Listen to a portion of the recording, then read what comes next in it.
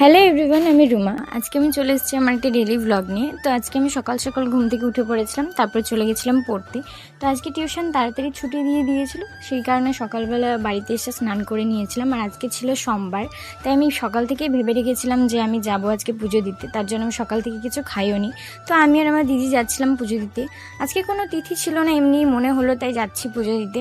আর আমি চলে এসেছি মন্দিরে। আর মাঝে মাঝে এরকম মনটা অনেক ভারী হয়ে গেলে, ঠাকুরকে পুজো দিলে কিন্তু মনটা অনেক হালকা হয়, মনটা অনেক ভালোও হয়ে যায়। তাই আমি মাঝে মাঝে আসি পাশের মন্দিরে মহাদেবকে পুজো দিতে। পুজো দিয়ে বাড়িতে এসে আমি খেয়ে নিয়েছিলাম খিচুড়ি।